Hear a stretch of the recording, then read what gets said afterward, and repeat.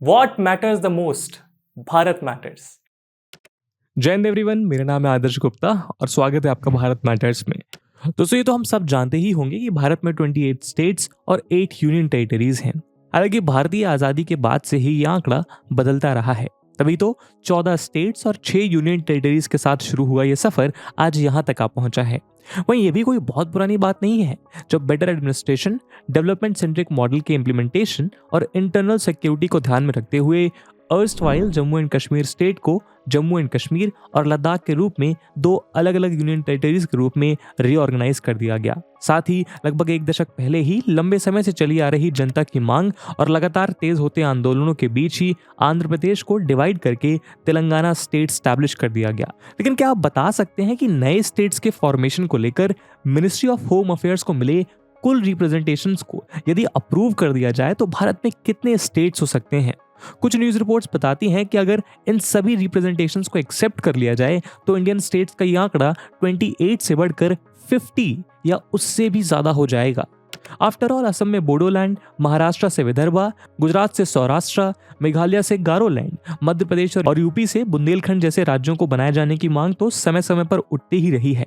यहाँ तक कि एक समय में उत्तर प्रदेश की मायावती गवर्नमेंट ने तो यूपी को ही 4 भागों में बांटे जाने को लेकर स्टेट असेंबली में रेजोल्यूशन भी पास कर दिया था। वहीं अगर आप इस लिस्ट को देखें तो ये पाएंगे कि देश के शायद ही कोई ऐसा स्टेट बचा हो जिसमें स्टेट स्प्लिट या रीऑर्गेनाइजेशन को लेकर मांग ना उठाई गई हो। ऐसा ही एक मुद्दा तमिलनाडु में भी देखने को मिलता है, जहां समय समय पर कोंगू नाडु को बनाए जाने का मुद्दा उठाया जाता रहा है। हालांकि पॉलिटिकल एक्सपर्ट से लेकर तमिलनाडु की स्टेट गवर्नमेंट तक इसे एक नॉन एग्जिस्टेंट इशू बोलकर साइडलाइन करती रही है। मगर जब भी कोंगू नाडु का नाम हाईलाइट में आता है, स्टेट से लेकर सेंट्रल गवर्नमेंट तक के कान खड़े हो जाते हैं, मानो ये कोई रीजन नहीं बल्कि जेके रोलिंग द्वारा क्रिएटेड फिक्शनल कैरेक्टर वोल्डेमॉर्ट हो, जो हमारे आसपास मौजूद तो है लेकिन उसका नाम नहीं लिया जा सकता। तो क्या है इस कोंगू नाडु की पूरी कहानी और क्यों उसका नाम लेना भी तमिलनाडु की पॉलिटिकल पार्टीज के लिए एक अपशकुन माना जाता है? आइए आज हम इस वीडियो के माध्यम से इसे जानने का प्रयास करेंगे। लेकिन आगे बढ़ने से पहले मैं आपको बता दूं कि इस वीडियो की इंपॉर्टेंस यूपीएससी मेंस के जीएस पेपर 1 के पोस्ट इंडिपेंडेंस इंडिया और पेपर 2 के गवर्नेंस से रिलेटेड सेक्शन के लिहाज से पूछा जा सकता है। इसके बारे में वीडियो के अंत में और भी बात करेंगे, पर फिलहाल के लिए अपने डिस्कशन को हम आगे बढ़ाते हैं।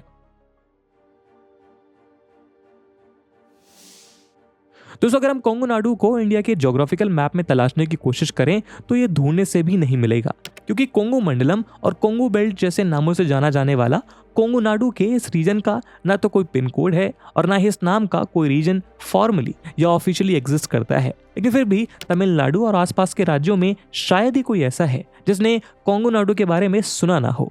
असल में एंशिएंट टाइम्स में 6th सेंचुरी BCE से 3rd सेंचुरी AD तक के संगम पीरियड के दौरान तमिलकम यानी एंशिएंट टाइम का वो रीजन जो कि तमिल स्पीकर्स द्वारा इनहैबिटेड था, कोंगू नाडु उसी का पार्ट था, जो ईस्ट में तोंडई नाडु, साउथ ईस्ट में चोला नाडु और साउथ में पांड्या नाडु रीजन से इंसर्कल्ड था।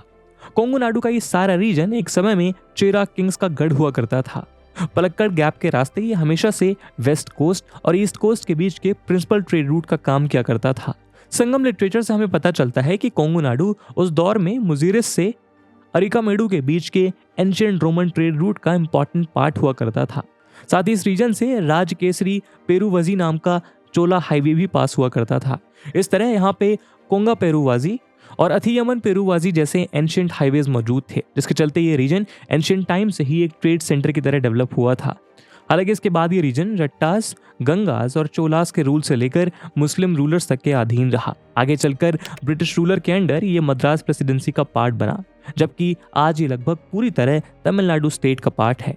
यहाँ हम लगभग इसीलिए कह रहे हैं क्योंकि एंशिएंट कोंगू नाडु का कुछ रीजन प्रेजेंट डे केरला और कर्नाटका में भी आता है। वेस्ट तमिलनाडु के कोयम्बतूर, तिरुपुर, इरोड, धर्मापुरी, कृष्णागिरी, सलेम, नमक्कल, करूर, डिंडीगुल डिस्ट्रिक्ट के साथ साथ त्रिची और मदुरई के कुछ हिस्सों को मिलाकर बने अप्रॉक्सीमेटली 7500 स्क्वायर माइल्स के एरिया को आज भी इनफॉर्मली कोंगू नाडु कहा जाता है। यही नहीं, जैसा कि हमने आपको बताया कि पालघाट गैप के जरिए केरला से जुड़े कोंगू नाडु में केरला के पलक्कड़ डिस्ट्रिक्ट और कर्नाटका के चामराजनगर डिस्ट्रिक्ट का भी कुछ हिस्सा आता है। लेकिन तमिलनाडु के विशाल पोर्शन के आगे ये लगभग नेग्लिजिबल है। असल में कोंगू नाडु को अपना ये नाम इस एरिया में रहने वाली डोमिनेंट कोंगू वेल्लार कवुंदर कम्युनिटी की वजह से मिला, जो लंबे समय से इस रीजन की एग्रीकल्चरलिस्ट और चीफ लैंड ओनिंग कम्युनिटी रही है। हालांकि ये कम्युनिटी इंडियन इंडिपेंडेंस के समय फॉरवर्ड कास्ट या जनरल क्लास में आती थी, लेकिन 1975 में इन्हें रिक्लासिफाई करके अदर बैकवर्ड कास्ट में जगह दे दी गई। मगर अब आप सोच रहे होंगे कि एक एंशिएंट तमिलियन किंगडम का आज के मॉडर्न वर्ल्ड में क्या सिग्निफिकेंस है।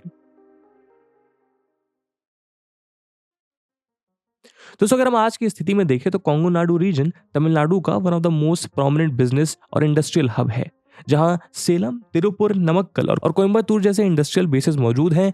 ये रीजन खासतौर पर मास स्केल एग्रीकल्चर और टेक्सटाइल इंडस्ट्रीज के लिए जाना जाता है। इसके चलते ये कॉटन, एपरल्स, निटवियर्स और हॉजरीज के टेक्सटाइल से लेकर एग्रीकल्चरल और अलाइड प्रोडक्ट्स जैसे milk, poultry, turmeric, sugar cane, rice, white silk, coconut और एडिबल ऑयल का भी मेजर नेशनल और ग्लोबल प्रोड्यूसर है। वहीं यहाँ के Kovai Kora cotton crops, Coimbatore wet grinders, Salem silk sarees, Bhavani Jamakkalam, Toda embroidery और नीलगिरी टी को जीआई टैक्स तक प्राप्त है। साथ ही यहाँ पर इंडस्ट्रियल प्रोडक्ट्स जैसे paper, auto parts, water pumps, wet grinders, jewellery, aluminium और स्टील के साथ साथ आईटी सर्विसेज भी सेंटर्ड हैं। एनालिस्ट के अनुसार 1991 में हुए एलपीजी रिफॉर्म्स के बाद खासतौर पर यह रीजन अपने एग्रीकल्चर बेस से उठकर इंडस्ट्रियल बेस की ओर शिफ्ट हुआ है। इसके चलते आज यहाँ नेशनल और ग्लोबल लेवल पर एस्टैब्लिश हो चुके कुछ बड़े इंडस्ट्रियल हाउसेज भी देखने को मिलते हैं। For example Suguna hatcheries all India level पर पोल्ट्री सेक्टर में नंबर 1 पर आती है। इसी तरह यहाँ के शक्ति मोटर्स आज इंडिया की 25% कार्स के लिए स्टीयरिंग व्हील्स बनाते हैं। इसी तरह लक्ष्मी मशीन वर्क्स लिमिटेड दुनिया की उन कुछ गिनी चुनी कंपनीज में से एक हैं जो टेक्सटाइल मशीन के फील्ड में सब तरह की मशीनरी मैन्युफैक्चर करते हैं। लेकिन इस रीजन से लंबे समय से यह आवाज उठती रही है कि तमिलनाडु की स्टेट इकोनॉमी में one of the most important contributor होने के बाद भी यहाँ की सक्सेसिव गवर्नमेंट ने इस रीजन को इग्नोर किया है। इसके चलते यहाँ जो भी डेवलपमेंट हुआ है वो गवर्नमेंट पॉलिसीज या सपोर्टिंग इंफ्रास्ट्रक्चर के बजाय यहाँ की dominant land owning community Kongu Vellalar Gounder के अपने खुद के एफर्ट से हुआ है। ऐसे में अप्रोप्रिएट पॉलिटिकल रिप्रेजेंटेशन की अपनी इसी मांग को लेकर यहाँ पास में बहुत से पॉलिटिकल आउटफिट्स भी फॉर्म हुए, जिसमें कोंगू नाडु मक्कल देसिया काची, कोंगू नाडु मुनेत्रा कासगम, कोन्नू वेलाला कॉन्डरगल परवाई, तमिलनाडु कोंगू वेलाइग्नर परवाई इत्यादि प्रमुख थे। यही नहीं, कोविड के दौरान भी नीडजन्स और लीडर्स ने तमिलनाडु की करंट डीएमके गवर्नमेंट पर वेस्टर्न तमिलनाडु और खास तौर पर कोंगू रीजन और कोयम्बतूर में वैक्सीन सप्लाई ना करने को लेकर आवाज उठाई थी। उनका कहना था कि ये रीजन डीएमके का पॉलिटिकल स्ट्रॉन्ग होल्ड नहीं है, इसलिए यहाँ वैक्सीन को ठीक तरह से प्रोवाइड नहीं किया जा रहा। वहीं 2013 में तेलंगाना के फॉर्मेशन के मूवमेंट के दौरान ही तमिलनाडु में कांग्रेस के एक्स एमपी और तत्कालीन स्टेट कांग्रेस वीपी रहे आर अनबरासु ने भी यही डिमांड उठाई थी कि तमिलनाडु को कम से कम 2 भागों में बांट देना चाहिए। जबकि इसके पहले 2009 में करूर डिस्ट्रिक्ट की बीजेपी विंग ने कोंगू नाडु के सपोर्ट में एक रेजोल्यूशन पास किया था, और अभी ऐसा ही एक रेजोल्यूशन 2021 में कोयम्बतूर नॉर्थ के बीजेपी यूनिट ने भी पास किया था। मगर फिर भी कोंगू नाडु को एक सेपरेट स्टेट के तौर पर एस्टैब्लिश करने का इशू बीते कुछ सालों में कहीं गुम सा गया था। हालांकि इसके पीछे एक्सपर्ट्स का तर्क है कि चूंकि कोंगू नाडु का असल मुद्दा लैक ऑफ डेवलपमेंट जैसा आम जनता से जुड़ा हुआ नहीं था, बल्कि ये सारा इशू पॉलिटिकल एस्पिरेशंस का था। ऐसे में से ग्राउंड से जनता का सपोर्ट नहीं मिल पा रहा था। दूसरी ओर जब 2017 में ईके पलानीस्वामी ने तमिलनाडु में सीएम की कुर्सी संभाली तो कोंगू नाडु की पॉलिटिकल मिसरिप्रेजेंटेशन की बात कहीं खो गई।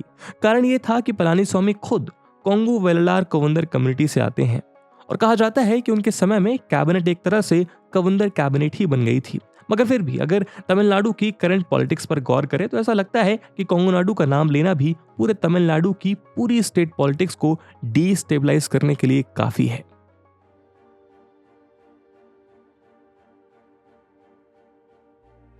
दोस्तों असल में हाल के सालों में कोंगू नाडु से जुड़े मामले ने तूल तब पकड़ा जब जुलाई 2021 में बीजेपी सेंट्रल गवर्नमेंट ने अपने मिनिस्टर्स को रीशफल करते हुए कुछ नए चेहरों को सेंट्रल कैबिनेट में जगह दी। इस लिस्ट में एक नाम था एल मुरुगन का, जो कि तमिलनाडु स्टेट के बीजेपी प्रेसिडेंट रह चुके थे। इनको इस रीशफल में यूनियन मिनिस्टर ऑफ स्टेट के रूप में ministry of fisheries, animal husbandry and dairying के साथ साथ ministry of information and broadcasting का पोर्टफोलियो प्रोवाइड किया गया। लेकिन रीशफल से रिलेटेड इशू हुई इस लिस्ट में जिस तरह बाकी लीडर्स के सामने उनके नेटिव प्लेस और स्टेट का नाम लिस्टेड था, उसी तरह तमिलनाडु के नमक्कल डिस्ट्रिक्ट से आने वाले एल मुरुगन के नाम के आगे भी उनके नेटिव प्लेस का नाम मेंशन किया गया, और जो था कोंगू नाडु तमिलनाडु।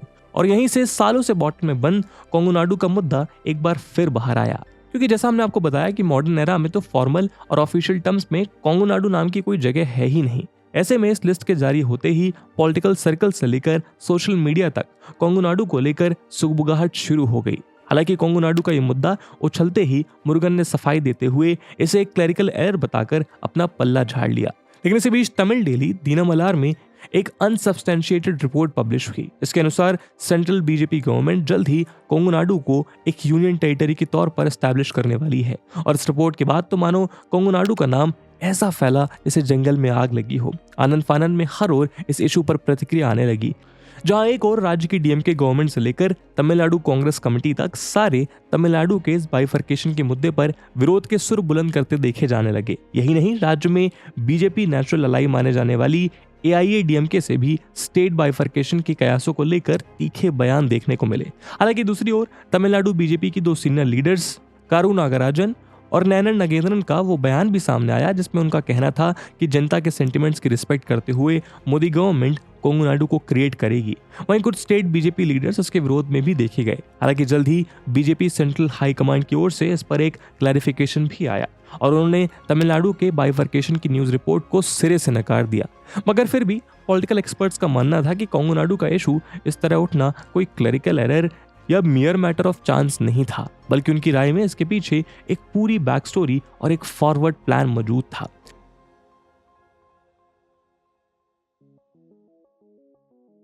दोस्तों, हमेशा से तमिलनाडु की डीएमके ने नेशनल पॉलिटिक्स और एडमिनिस्ट्रेशन में तमिलनाडु की स्टेट ऑटोनॉमी को पुश करने की दिशा में प्रयास किए हैं, जिसमें उसकी कोशिश होती है कि भारत के यूनिटरी और फेडरल एडमिनिस्ट्रेटिव सेटअप में सेंट्रल गवर्नमेंट के पावर ओवर रीच को कंट्रोल में रखा जाए।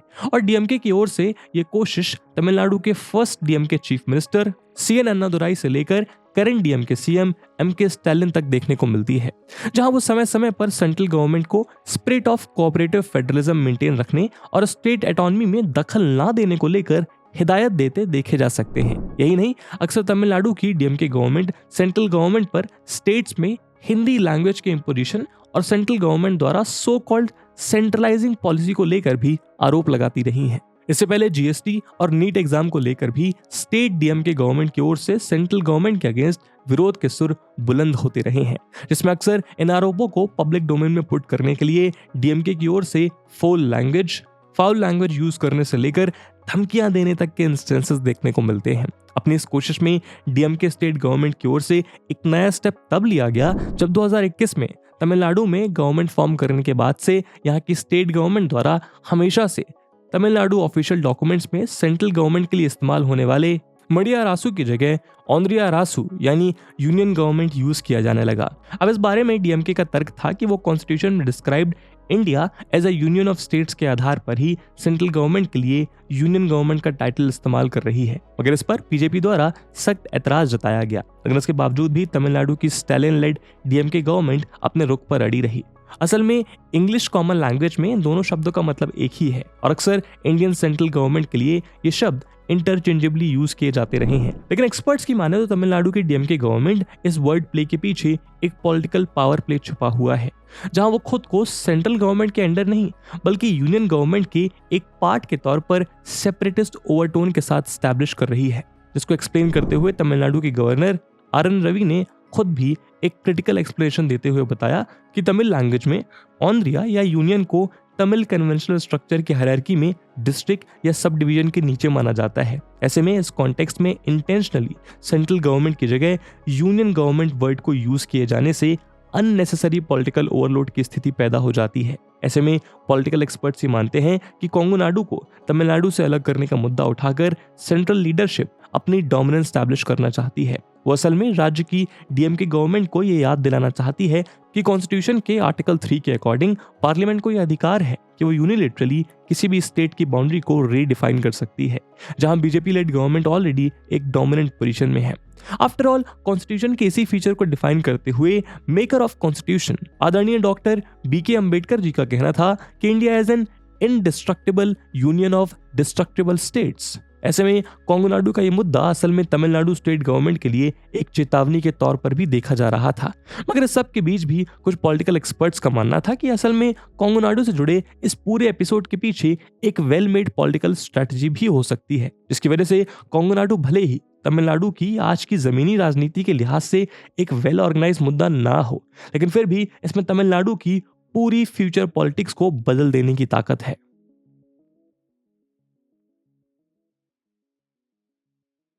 तो अगर हम आंकड़ों पर नजर डालें तो हम पाएंगे कि कोंगनाडू या पूरा western Tamil Nadu BJP allied AIADMK का स्ट्रॉन्ग होल्ड है, जिस वजह से 2021 के पिछले असेंबली इलेक्शंस में यहाँ की 57 सीट्स में से 41 AIADMK और बीजेपी के अलायंस ने जीत ली थी।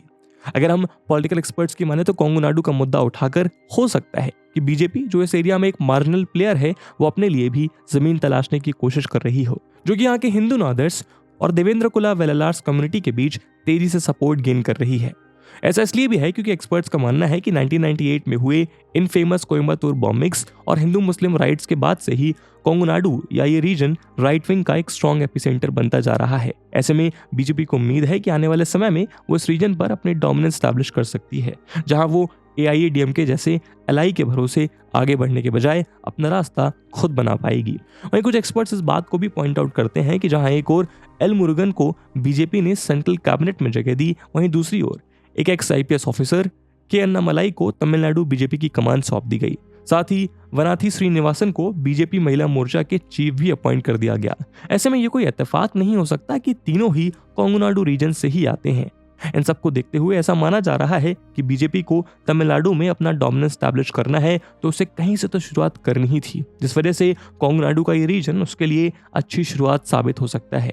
यहाँ हमें याद रखना चाहिए कि वेस्ट बंगाल में TMC के हाथों हारने के बाद नॉर्थ वेस्ट बंगाल को अलग करने और महाराष्ट्र में कांग्रेस, NCP और शिवसेना के हाथों सत्ता छिन जाने के दौरान विदर्भा को महाराष्ट्र से अलग करने को लेकर भी बीजेपी पार्टी के भीतर से ही इसी तरह के बोल उभर कर सामने आने लगे थे। वहीं कुछ एक्सपर्ट्स का यह भी मानना है कि यदि सच में बीजेपी गवर्नमेंट आगे कोंगनाडु को तमिलनाडु से अलग करने का निर्णय लेती है तो इससे वो अपने लिए एक बिल्कुल नए राज्य को जीतने की अपॉर्चुनिटी तो बना ही लेगी, साथ ही तमिलनाडु जो 39 लोकसभा सीट्स के लिहाज से देश का 5th बिगेस्ट स्टेट है वो उसे भी फर्दर अंडरमाइन करने में कामयाब हो जाएगी। हालांकि इसी बीच DMK गवर्नमेंट की ओर से भी कोंगनाडु के मुद्दे की गंभीरता को समझते हुए इस रीजन को रिझाने की कोशिशें तेज हो गईं और उन्होंने नवंबर 2021 में ही इस रीजन में 20,000 करोड़ के डिफरेंट प्रोजेक्ट्स को स्टार्ट करने के MOU साइन कर दिए। जबकि मिड 2022 में इस कड़ी में DMK MP A राजा ने एक समारोह के दौरान CM स्टालिन की मौजूदगी में ही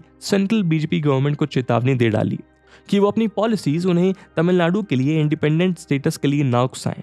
यहाँ हमें याद रखना चाहिए कि 2018 में जब स्टालिन तमिलनाडु असेंबली में लीडर ऑफ ऑपोजिशन हुआ करते थे तब वो भी द्रविड़ा नाडु को लेकर मुद्दा उठा चुके हैं, जिसमें सदर्न इंडिया के तमिलनाडु, केरला, आंध्र प्रदेश, कर्नाटका, तेलंगाना और UT ऑफ पुडुचेरी को मिलाकर एक ऑटोनोमस नेशन स्टैब्लिश करने की बात की जाती रही है। ऐसे में कोंगनाडु से शुरू हुआ ये मुद्दा द्रविड़ नाडु की ओर बढ़ता भी देखा जा रहा है। अभी कहां जाकर रुकेगा ये तो आने वाला वक्त ही बताएगा, लेकिन 2021 में बॉटल से निकला कोंगनाडु का जिन फिलहाल के लिए वापस बॉटल में जा चुका है। अभी वही बंद रहता है, आने वाले समय में फिर से एक विकराल रूप लेकर बाहर आएगा ये तो समय ही बताएगा। लेकिन इस मुद्दे पे आपके क्या ओपिनियन है वो आप कमेंट सेक्शन में जरूर बता सकते हैं। और जैसा हमने वीडियो के पहले भाग में बताया कि इस वीडियो की इंपॉर्टेंस UPSC मेंस के लिहाज से काफी ज्यादा है और उसी इंपॉर्टेंस को देखते हुए एक सवाल हम आपके लिए छोड़कर जा रहे हैं जिसको आपको कमेंट सेक्शन में आंसर करना है। And the question is discuss whether formation of new states in recent time is beneficial और not for the economy of India. And with this question my friends that's it for the video. I hope आपको video पसंद आई होगी और अगर पसंद आई है तो अपने दोस्तों के साथ शेयर करना मत भूलिएगा। हम मिलते हैं अगले वीडियो में, तब तक के लिए जय हिंद, जय भारत।